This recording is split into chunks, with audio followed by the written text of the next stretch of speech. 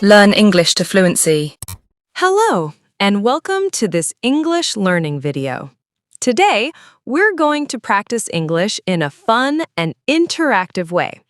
We'll be using a simple but powerful technique called shadowing. Do you know what that means?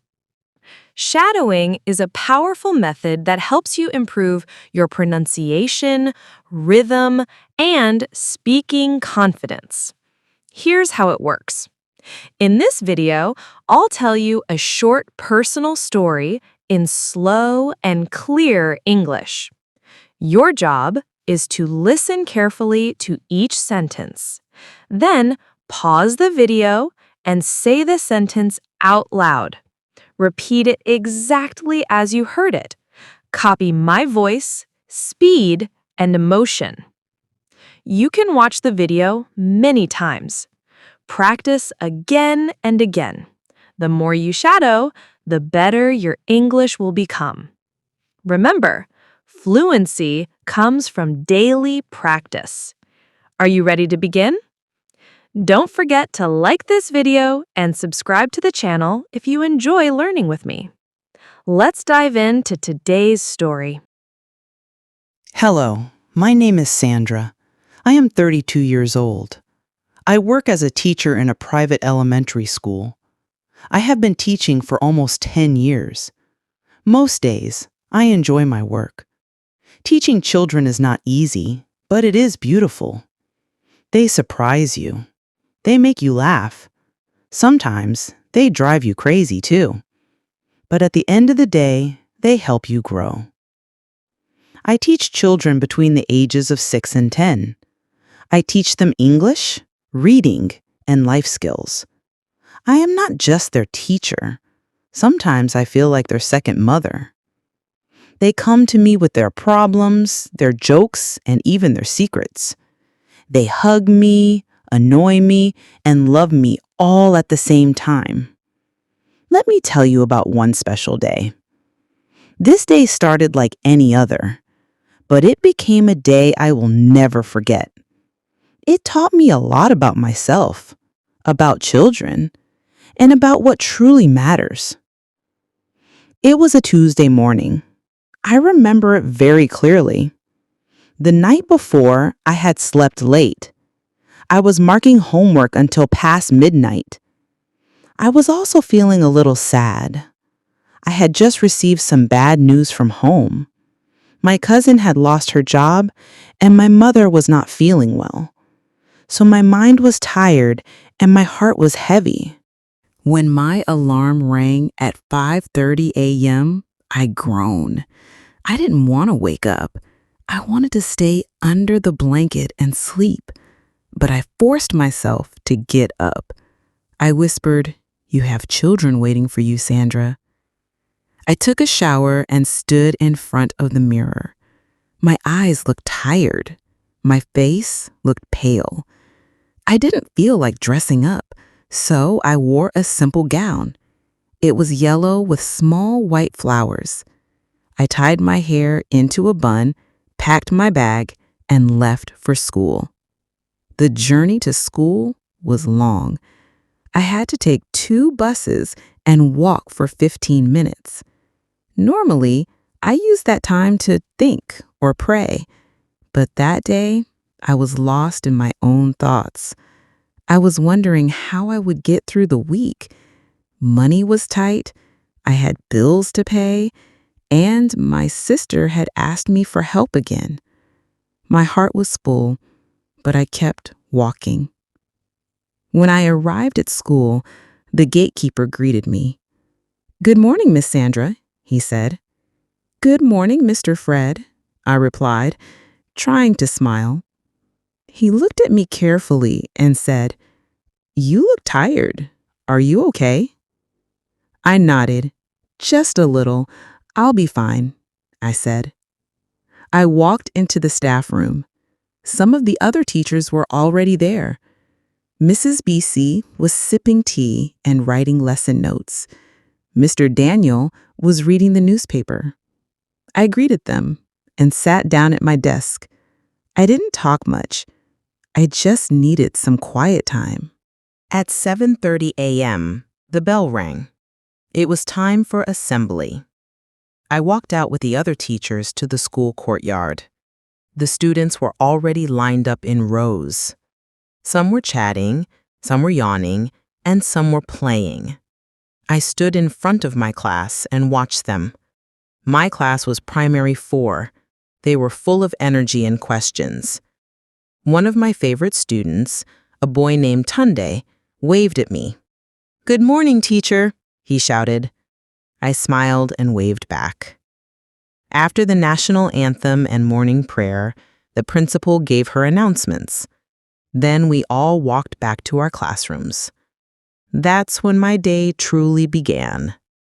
As soon as I entered the classroom, my students started talking. They were excited and noisy. I clapped my hands 3 times. "Good morning, class," I said loudly. "Good morning, Teacher Sandra," they shouted back in unison. "How are you today?" I asked. "We are fine, thank you. And you?" they replied.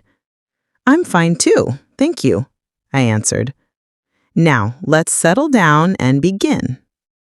I started with a short story to grab their attention. Children love stories, especially ones with animals. I told them about a clever rabbit and a foolish lion. They laughed and asked questions. Then we moved on to reading practice. I wrote 5 new words on the board. Excited, whisper, journey, mistake, proud. We read the words together. Then I asked them to use the words in simple sentences. Some made mistakes, but I gently corrected them. Around 9:30 a.m., it was time for a short break. The students brought out their snacks: bread, biscuits, juice boxes. Some had boiled eggs and plantain chips. I brought out my own snack, just a small banana and a bottle of water. As I was eating, one of my students, Amina, came to my desk. She looked worried. "Teacher," she said softly, "can I talk to you?" I put down my banana and nodded. She pulled a small paper from her pocket. It was crumpled and torn. I opened it. It was a note she had written. It said, "My daddy and mummy are fighting.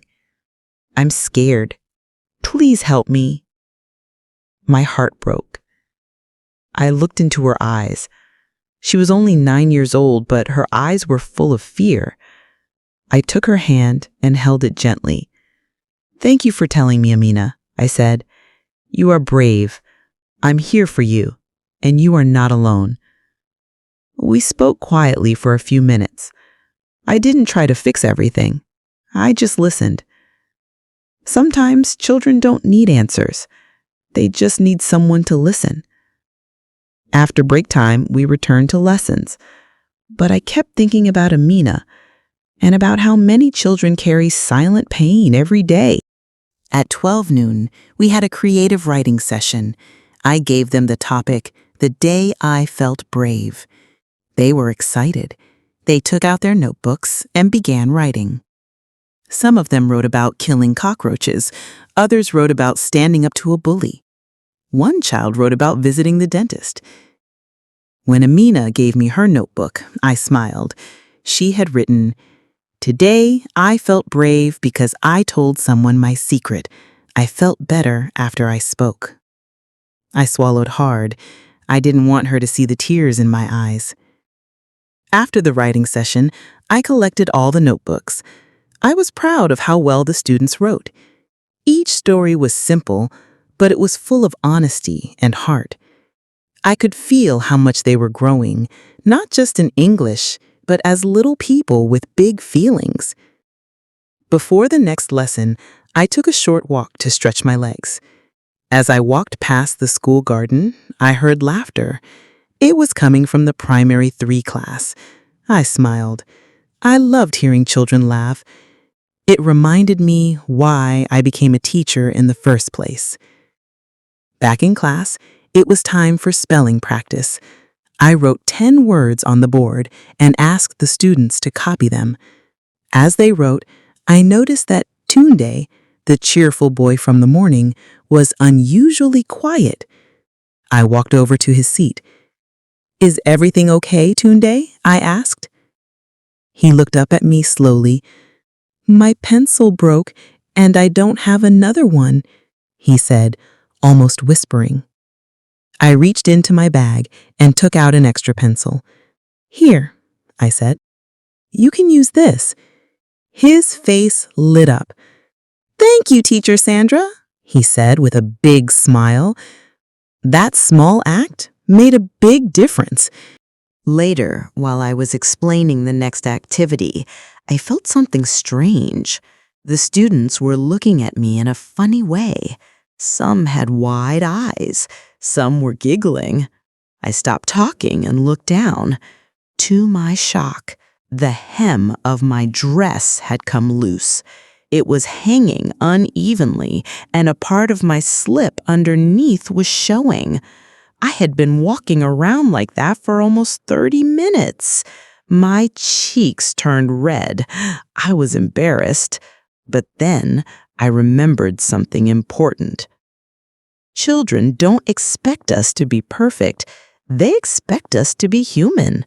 So instead of panicking, I smiled and said, "Well, class, it looks like even teachers have wardrobe problems." The students burst into laughter. Even I couldn't stop laughing. That moment changed the atmosphere in the classroom. The children saw me not just as a teacher, but as a real person, someone who makes silly mistakes too. We laughed together, and the room felt warmer, more connected. When it was time for lunch, I sat quietly under the tree outside. I thought about the day so far. Amina's brave note, Tunde's broken pencil, my wardrobe mistake, and all the little moments in between. Each one reminded me of something I often forget. Teaching is not just about lessons and books. It's about kindness, connection, and being present, even when life is hard. After lunch, I had one final activity planned. It was something I had been saving for a special day. I asked the students to form a circle. I told them we were going to play a game called the compliment circle. Here's how it worked. Each student would turn to the person next to them and say something kind. It could be about their character, their smile, or something they did. At first, they giggled, but slowly they began. "I like how you share your crayons. You are always polite. You helped me when I fell." One by one, each child gave and received kindness. The room was filled with love. Even shy Amina spoke softly. "I like that you don't laugh when I read slowly." I watched them and felt a lump in my throat. This was more than English practice. It was life practice. At the end of the day, the bell rang and the children packed their bags. Many ran to give me a hug before leaving. Some said, "Bye, Teacher Sandra." Others just smiled and waved. I stayed in the classroom for a few minutes after they left. The room was quiet, but my heart was full. I opened my notebook and wrote, "Today I didn't just teach English. I listened to a child's pain. I gave a pencil, I laughed at my mistake, and I created space for kindness. This is why I teach." I hope you enjoyed the story, and I hope you practiced speaking along with me. This is not just a story, it's your English practice, your chance to grow your voice, to speak with more confidence, more emotion, and more connection. Please watch the video again. This time, pause after each sentence and say it out loud. Copy the words, match the rhythm, speak clearly and with feeling. Remember, every time you shadow, you get better. Every time you speak, your English becomes stronger. So don't stop here. Like this video, subscribe to the channel, share it with a friend who is learning English too. And most of all, be proud of yourself. You showed up today. You listened, you spoke, you practiced. And that's how growth begins. Thank you for learning with me. See you in the next story. Learn English to fluency.